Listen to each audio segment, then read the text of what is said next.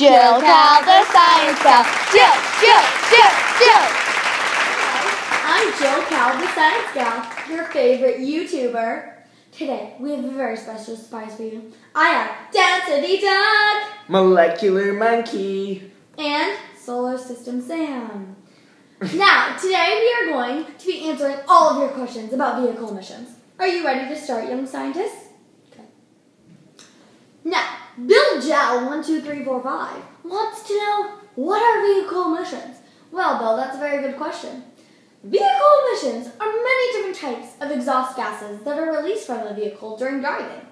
The exhaust gases that are emitted from vehicles are these main substances: soot, nitrogen oxides, VOCs, ground-level ozone, carbon monoxide, carbon dioxide, and small amounts of methane. Woo! I hope that answers your question, Bill Jow12345. Radioactive Gamer wants to know, what are the health risks that come with the pollution that vehicle emissions produce?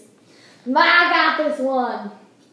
The significant amounts of pollutants produced by vehicle emissions create many health risks, especially because the tailpipes of passenger vehicles are at street level, where people directly breathe in the polluted air. The health risks include cardiovascular diseases, asthma, bronchitis, chronic obstructive pulmonary disease, diabetes, and the increase of risks such as cancer.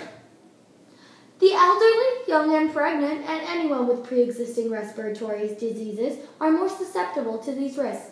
Woo! Let's go, Density, let's go. Anna Peppermint Bark wants to know, how much of all air pollution in the U.S. is produced by vehicle emissions? Nearly 1/3 of air pollution in the U.S. is produced by vehicle emissions.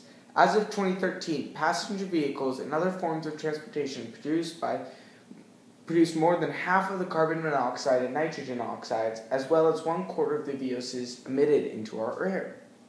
Direction Lover wants to know, name one pollutant that is produced by vehicle emissions and explain the effect it has on your body. Ooh, I've got it. One pollutant produced by vehicle emissions is carbon monoxide. When carbon monoxide is inhaled, it enters the lungs and goes into the air sacs.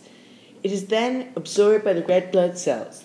The hemoglobin molecule in the red blood cells attempts to pick up the oxygen in order to deliver it to the body, but instead it picks up the carbon monoxide.